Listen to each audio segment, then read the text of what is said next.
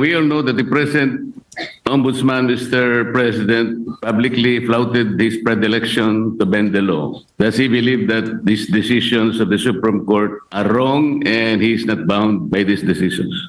Mr. President, it's a figure of speech, Mr. President. We're not supposed to be guided by figures of speech. Our people might be misled into believing that it's all right to bend the law, provided we do not eventually break it. 1 minute suspension, Mr. President. Napahiya dyan. Tinaw yung parang ano ha, parang tutang hindi matimpla ho. Ang tapang-tapang mo pero dyan para bagang di mo mapinta itsura ni Remulla eh. Meron pa po ring isang bungulaga sa atin naman. Ito matindi ito. Si Marcoleta pinahiya si Ombudsman. Yun! Yan ang gusto ko. Yan ang gusto ko atapang-atao, di ba? Pinahiya ho si Ombudsman na Remulla kaganina. Parang ano eh, parang tutang hindi maipinta yung itsura ni Remulla kaganina. Pakinggan naman natin itong banat ni Marcoleta ha. Malupit talaga ito si Marcoleta, niyari oh. Ito. In several decisions of the Supreme Court, the Office of the Ombudsman was admonished for grave abuse of discretion, for acts of bending or twisting the law to expand its powers. I may cite several jurisprudence if I must.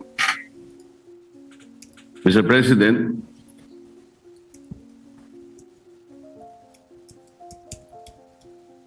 if I will be required.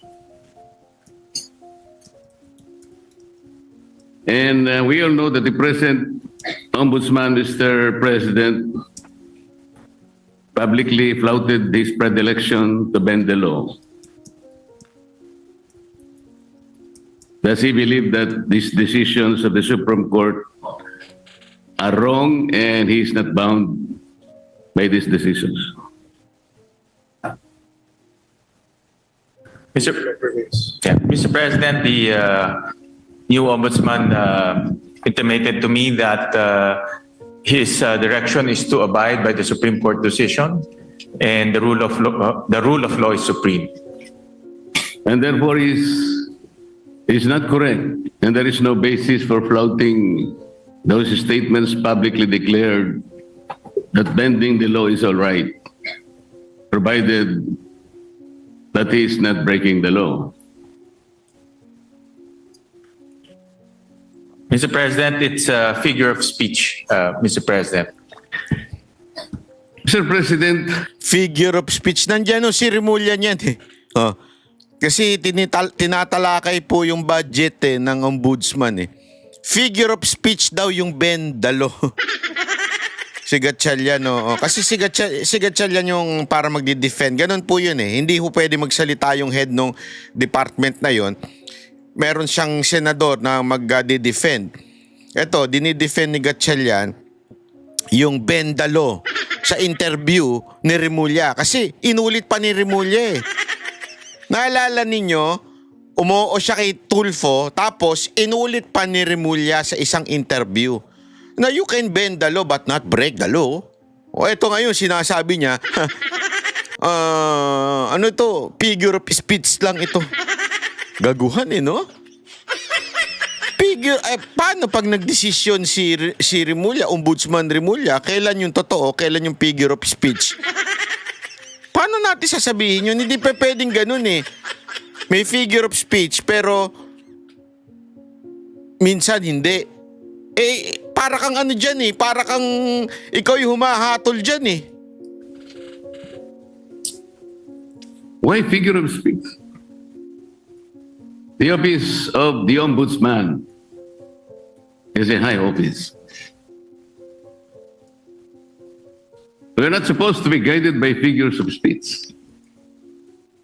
Our people might be misled into believing that it's all right to bend the law, provided we do not eventually break it. It should be explained succinctly, Mr. Speaker. It should be explained very well that that is not correct. That he was wrong in saying that. He was very wrong in confirming and even affirming that publicly in one of our hearings in the Blue Ribbon Committee. Can we expect that, Mr. President, for the Ombudsman to do? 1 minute suspension, Mr. President. Yan na. Session suspended. Napahiya dyan. Tinaw yung parang ano ha? Parang tutang hindi matimpla ho. Parang ano, alam mo yung tuta, hindi yung tutang figure of speech ha. Yung tutang, yung papi na ang tapang-tapang mo pero diyan para bagang di mo mapinta itsura ni Remulla eh. Current ombudsman right now, he intimated to me that he is very strict in not bending the law. In fact, he also intimated that he will abide by the Supreme Court ruling as he believes that the rulings are forms part of the law, and the rule of law is supreme, Mr. President.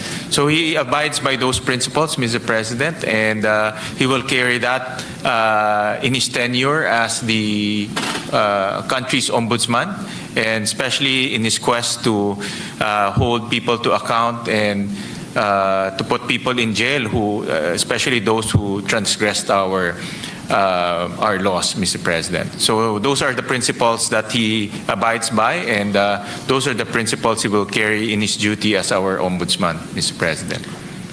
Mr. President, abiding by that principle and acting otherwise is different.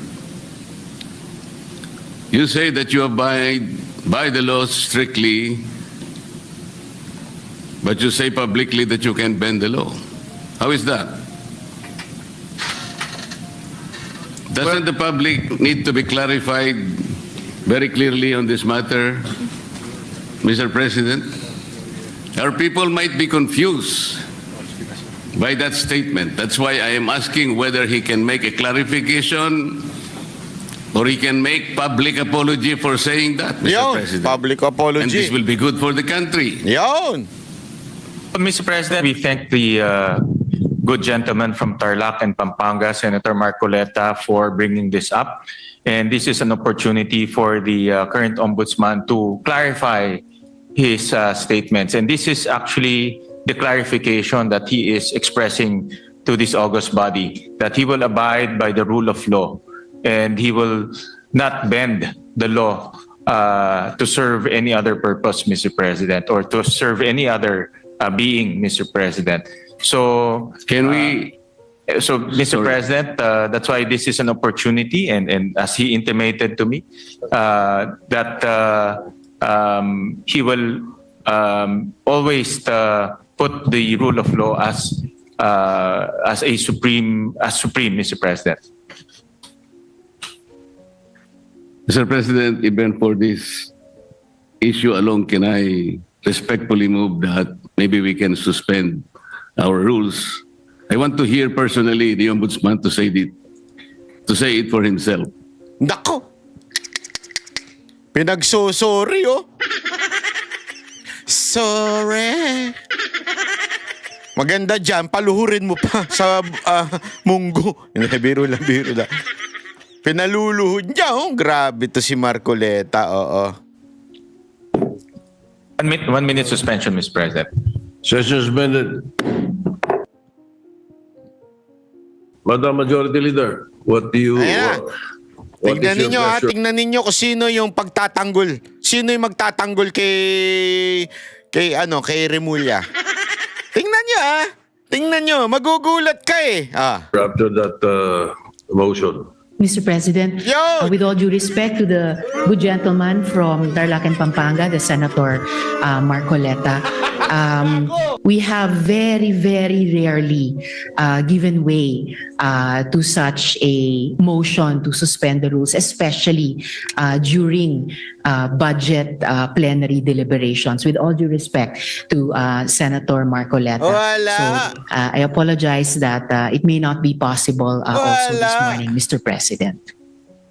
So therefore, We are not entertaining the motion. We are not entertaining the motion, Mr. President, but the chairman remains fully capable of addressing the important issue raised by the good gentleman. All right, thank you. Thank you, Mr. President. Thank you, Yes. Majority Leader. Muli nagpapasalamat po kami kay Senator Marcoleta at tinanong niya po yung itong issue. Nagbibigay po to ng oportunidad para sa ating bagong ombudsman klaruhin yung kanyang mga nasabi. At wala hong intention to bend the law. No, that's very clear. In fact, ang prinsipyo po ng ating bagong ombudsman is to follow the law and uphold the law. Dahil naniniwala siya na ang rule of law is supreme, Mr. President. So, para lang klaro, no, na itong nasabi niya ay isang figure of speech, pero wala hong intensyon na baliin po ang batas. Dahil ang kanyang intensyon ay ipatupad ng batas ng may integridad at may katarungan, Mr. President. Mr. President, kaya ko lang naman po ipinipilit ang bagay na ito sapagkat I think even the Ombudsman as a lawyer himself believes in the court doctrine of our legal system, dura lex sed lex.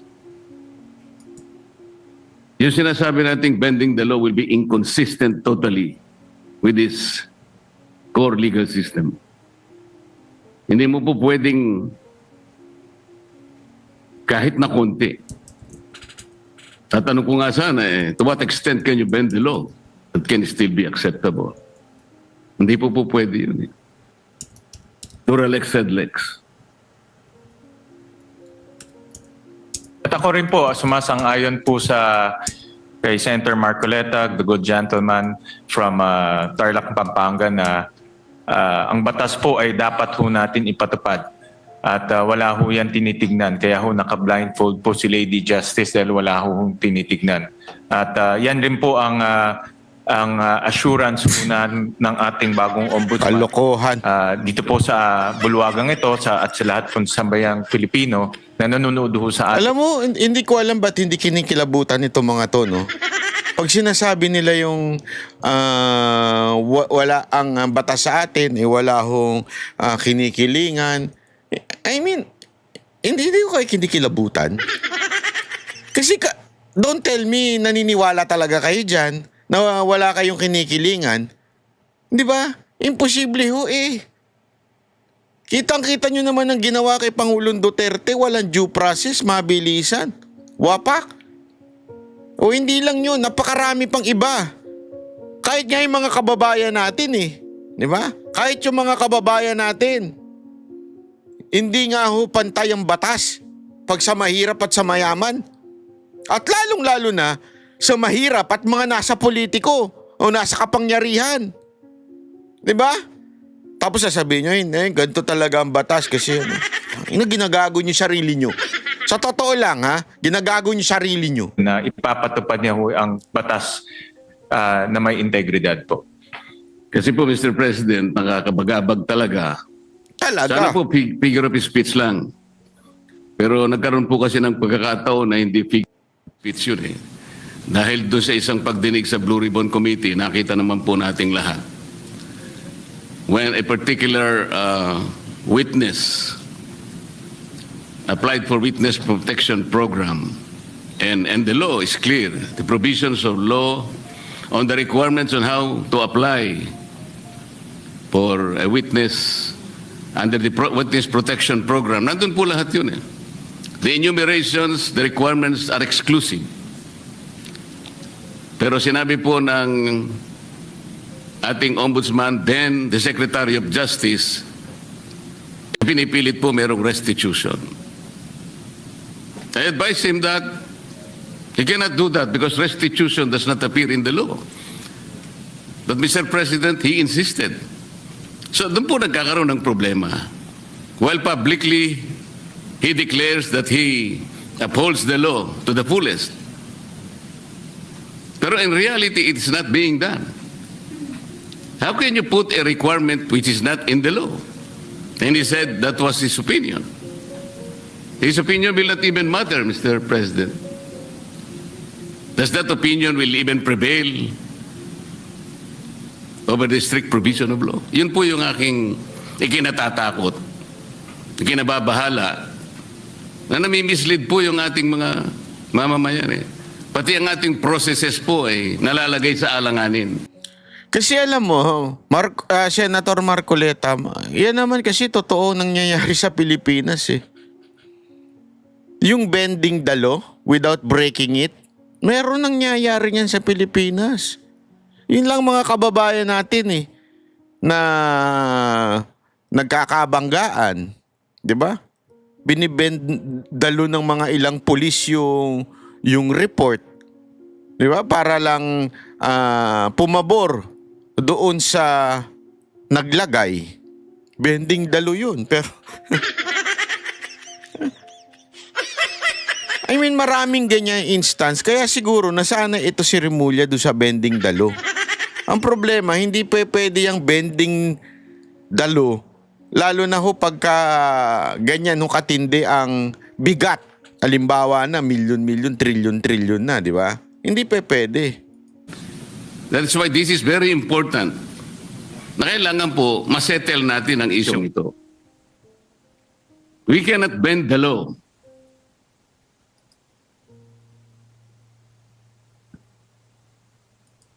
Kasi po, kapag pinanatili natin yun, it is as if the ombudsman has the power to refine the law or even revolutionize the law. Naku. No one can do that, Mr. President.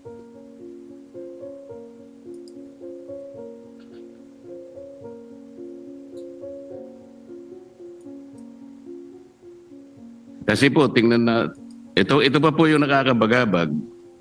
Still falls on this very subject, Mr. President. Kamakailan lamang po ang ating current ombudsman ay nag-announce na sa mga darating na araw, meron pong may issuean na warrants of arrest. Na mga iba po ay kasama pa natin sa kapulungan ito, Mr. President. Mr. President, may I ask whether the Office of the Ombudsman has the power to issue warrants of arrest? Nako, malupit ito. Iyan yung sinasabi niya, yun yung pino-point out niya, na kaya hindi pwede yung bending the law.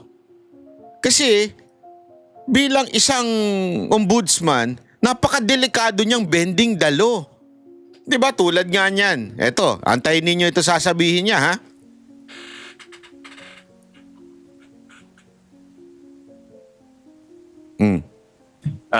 No, Mr. President.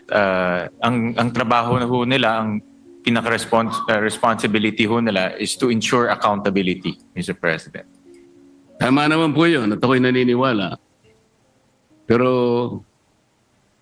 bakit niya po kaya nasabi yun that on such a particular date warrants of arrest will be issued? Does he think that he can preempt the Sandigan Bayan or even the RTCs, Mr. President, to issue the warrants? Ang galing talaga nitong bata natin na to si Senator Marcoleta. Hindi talaga nasayang yung boto natin dito. Kasi alam mo, yan yung ugali ni Remulla ever since. Tandaan ninyo, pinagmamastan na natin yan mula kay Bantag, mula kay Tebes, yung style niya na parang diktador. Na tila alam niya lahat. Nagmamagaling yan eh, bida-bida yan eh, di ba? Ilang beses natin pinoint out dito yan sa ating channel na bida-bida yang Remulla na yan. Ever since noon pa lang panahon ni Bantag. Nagbibida-bida na yan, pinangungunahan na. Kahit, alam mo yun, na supposedly, paulit-ulit natin sinasabi to, nung panahon na DOJ siya, he should not act like a judge. Kasi sinasagmit nga doon eh. So dapat iimbestigahan pa lang ng DOJ, ng Fiscal's Office. Dapat ganun yun eh. Yun ang papel ng DOJ. Kaya nga, di ba, tingnan nyo nga yung sinasabi nakapiring ang mata nung Yun ang gagawin ng DOJ. Titignan ang titimbangin ng mga ebidensya. Siya, wala pang ebidensya, guilty na sa kanya.